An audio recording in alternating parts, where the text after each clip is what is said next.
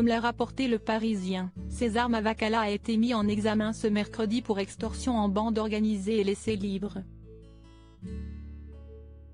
Il est actuellement placé sous contrôle judiciaire, et interdit d'apparaître au camp des loges à Saint-Germain-en-Laye, Yvelines, au centre d'entraînement de Bougival, au siège du PSG à Boulogne-Billancourt, Hauts-de-Seine, et dans les stades où évolue l'équipe féminine parisienne.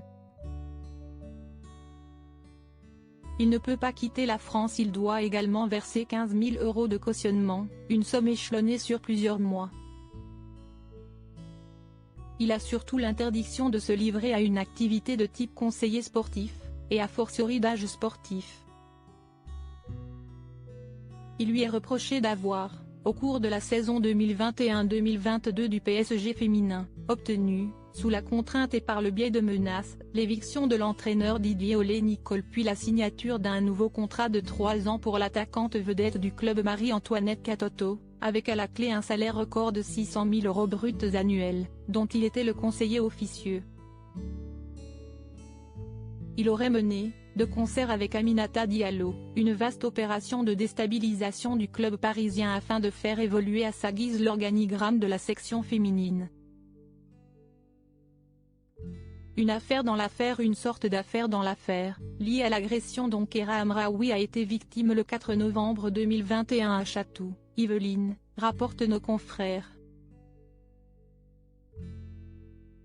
Pour rappel, cette dernière s'était fait violemment agresser par 2 hommes cagoulés alors qu'elle rentrait à son domicile. Des faits pour lesquels Aminata Diallo a été mise en examen en septembre dernier pour violence aggravée et association de malfaiteurs.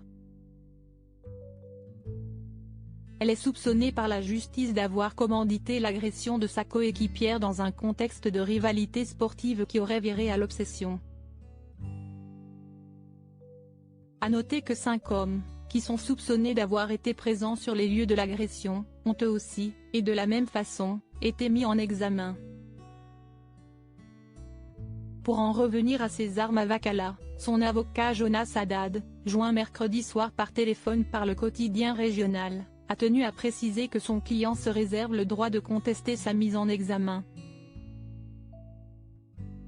Reste à savoir s'il décidera de sortir cette carte ou non. Affaire à suivre.